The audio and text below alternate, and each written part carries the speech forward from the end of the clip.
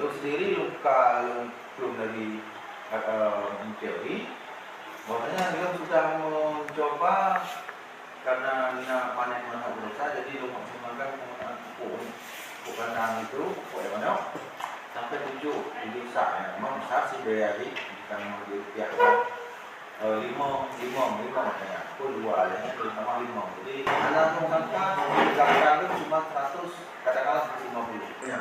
Jadi dalam sudah sepakat kita juga dalam pembelian pupuknya juga mengarah pada biaya produksi menurut jika memang betul pembukaan kita lakukan nanti di mana manfaat mesti hanya betul dipupuk benar-benar pupuk lagi hanya ada 4T hanya tidak tepat cara tidak tepat dosis tempat tidak tepat tempat tidak efektif karena biaya juga tidak optimal.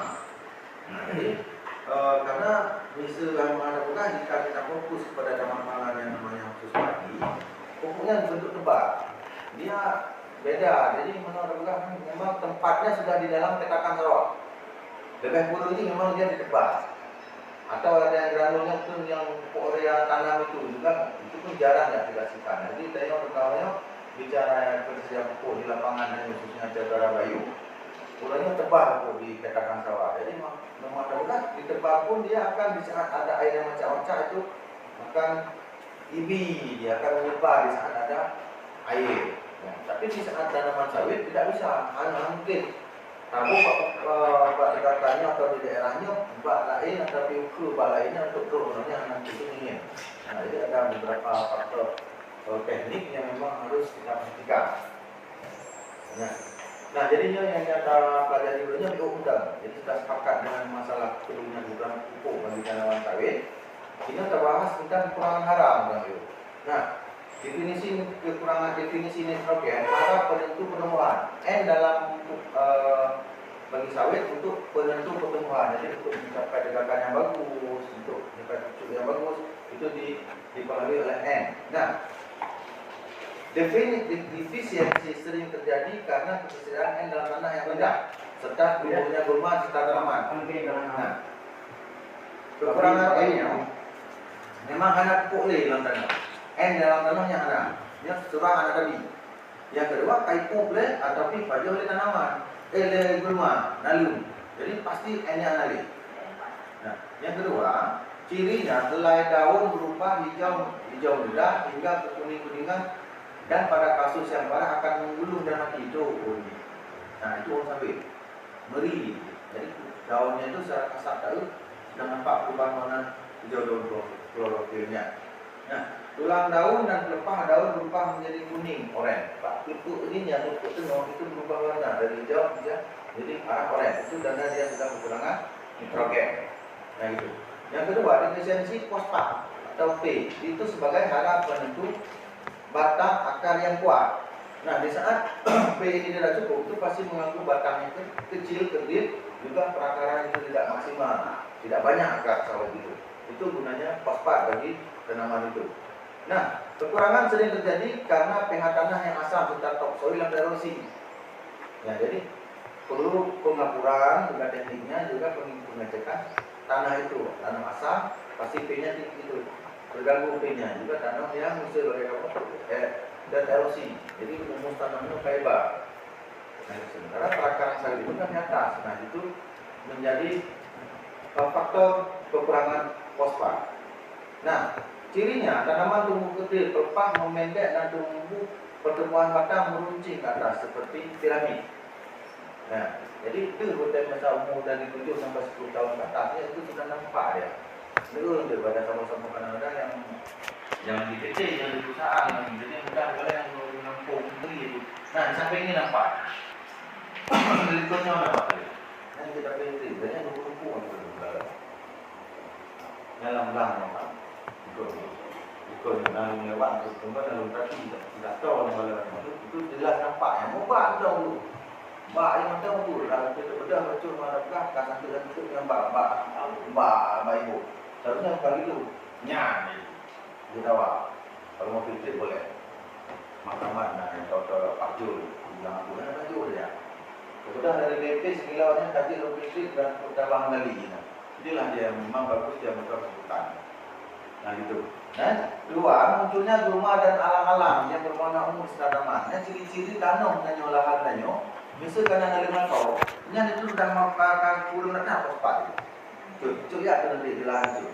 Ada nggak lumpur alang-alang itu jahat tuh alang-alang tuh. Jangan sampai ada tuh di area perkebunan itu. Sampai ada itu ingat nggak cuy? Whipping yang dilakukan Insinyur Tewaros waktu kita di PDP nggak disemprot karena sudah tinggal sebatang di whipping orang tua celup supaya dengan banyak kali penggunaan herbisida sampai whipping campur dengan anduk bulu. Begitulah kita kebun itu melarang dan dibasmi melalui markoan. Itu juga itu pasti tanaman itu sudah kekurangan fosfat. Selanjutnya kalium. Itu sebagai hara penentu mutu dan kualitas buah. Nah, jika memang KCL yang dapat datuk dan nyokong atau KCL, jika memang dapat buah area berhenti, buahnya padat, berat. Nah, gitu. Karena orang yang paham dengan Pak T kepala BKN, dan sebenarnya susah karena KCL, bukan susah karena area. Tanya kan KCL, karena Pak Mang aja ada berapa? Dan dari bedanya Posca dan Posca. Juga kan dia pupuk dia urea, TSP, KCL. Wadah anak KCL susah gitu. Walaupun harganya 10 ribu susah katanya. Ampun.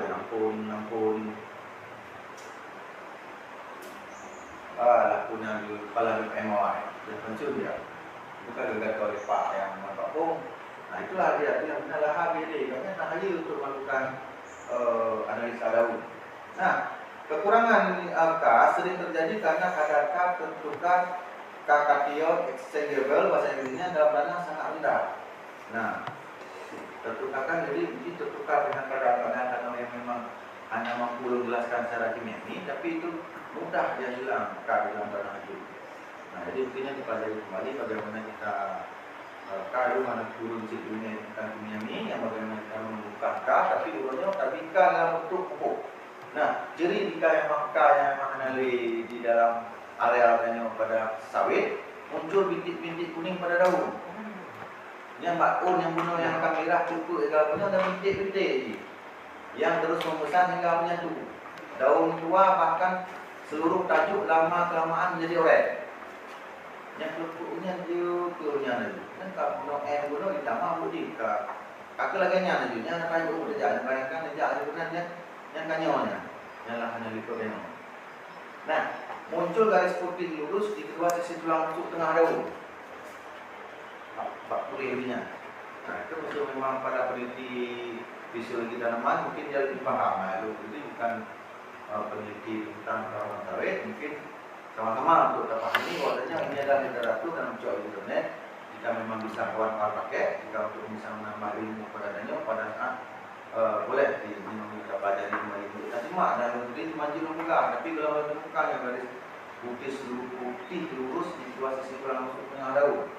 Nah, jadi misal pada Insinyur Tewaros itu dia kan enak aja tuh nampakkan itu kan itu kan 1, 2, 3 itu mudah dia karena dia sudah ahlinya untuk mengutar satu putaran berpah itu adalah 7 pada tingkatan beberapa yang ambil uji pupuk ini pada pupuk karena rumus ya dari perusahaan itu.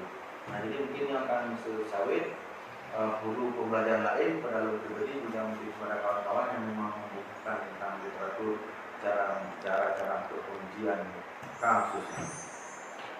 Nah di NG itu harap pendukung pembentukan minyak dalam biji. Bicara sawit yang dibutuhkan adalah minyak. Pasti jika kadar. Nah, jadi NG itu adalah pemicu untuk bagusnya buah dan gula yang disokaknya. Gitu. Defisiensi sering terjadi pada daerah yang curah hujannya tinggi.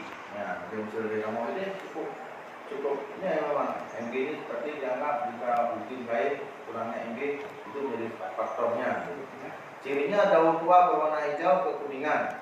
Pada tepi daun yang terkena sinar matahari terus menerus akan lebih rentan. Lama kelamaan ditekan dan akhirnya kering. Juga ini kita yang MPK langsung, tapi kalau ini tidak ada di dalam MPK itu, dia harus